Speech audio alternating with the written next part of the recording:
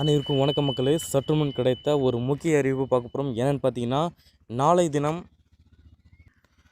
தமிழக முதலமைச்சராக பதவி ஏற்றவுடன் திரு விஜய் அவர்கள் போடக்கூடிய முதல் கையெழுத்தாக என்ன இருக்க போகுதாம் இந்த செய்தியில் பார்க்க போகிறோம். அது மட்டும் இல்லாமல் குறிப்பாக விஜய் அவர்கள் மக்களுக்கு என்ன ஒரு முக்கியமான ஒரு 10 விஷயத்தை சொல்ல போகிறாரு அப்படின்ட்டு தான் இந்த செய்தியில் பிரீஃபாக மட்டும் சுருக்கமாக பார்க்க போகிறோம்.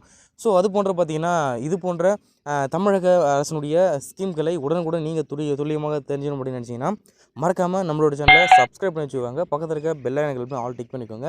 அண்ட் முக்கியமான விஷயம், வீடியோ ஸ்கிப் பண்ணால் பாருங்கள். இன்னொரு தகவல் பார்த்தீங்கன்னா, நீங்கள் வீடியோ லைக் போடாமல் வீடியோ பார்க்குறீங்க, மறக்காமல் எனக்காக ஒரு லைக் மட்டும் போட்டு வீடியோ பாருங்கள். இப்போ வாங்க இந்த செய்தி குரூப்பில் என்ன சொல்லியிருக்காங்க அப்படின்னு ப்ரீஃபாக பார்க்கலாம். இந்த செய்தி குரூப்பில் என்ன சொல்ல வராங்க அப்படி கேட்க போனீங்கன்னா, மகளிருக்கு மாதம் 2500 தங்கம் சிலிண்டர் தாவேக தேர்தல் வாக்குறுதிகள் என்னென்ன தெரியுமா அப்படின்னு கேட்க போனீங்கன்னா, தமிழக சட்டமன்ற தேர்தலில் பெரும்பான்மை பலத்துடன் தாவேக ஆட்சி அமைக்க உள்ள நிலையில் தாவேக வெளியிட்ட தேர்தல் அறிக்கை தற்போது சமூக வலைதளத்தில் பேசும் பொருளாக வலைதள பரப்பில் தொடங்கியுள்ளதாக சொல்கிறாங்க.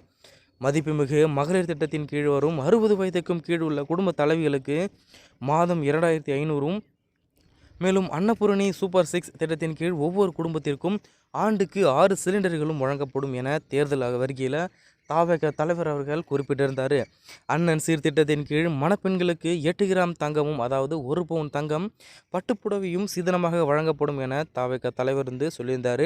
அதனுடைய விளைவாக பார்த்தீங்கன்னா, வெற்றி பயணம் திட்டத்தின் கீழ் மாநிலம் முழுவதும் இயங்கும் அரசு பேருந்துகளில் கட்டணமில்லா இலவச பயண சேவை மகளிர்களுக்கு வழங்கப்படும் என தெரிவிக்கப்பட்டிருந்தது. இதையடுத்து கல்வி மேற்படிப்பை தொடரும் மாணவர்களுக்கு எந்த ஒரு பிணையும் இல்லாமல் ரூபாய் 20 லட்சம் கடன் தொகை வழங்கப்படும் என்று தாவேக தலைவர் அவர்கள் சொல்லியிருந்தார்.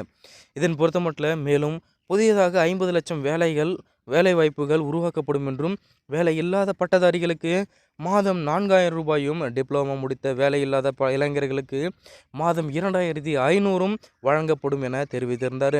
5 ஏக்கருக்கும் குறைவாக வைத்திருக்கும் விவசாயிகளுடைய பயிர்க்கடன் முழுவதுமாக ரத்து செய்யப்படும் அப்படின்ட்டும் சொல்லியிருந்தார். ஒரு டன் கரும்பினுடைய அடிப்படை விலையாக ரூபாய் 4500 நிர்ணயம் செய்யப்படும் எனவும் இவர் அந்த தேர்தல் அறிக்கையில் சொல்லியிருந்தார். இதனுடைய கருத்துக்களாக மக்களுடைய கருத்து என்ன இருக்குன்னு சொல்லிட்டு மறக்காமல் கமெண்ட் பாக்ஸில் கமெண்ட் பண்ணுங்கள்.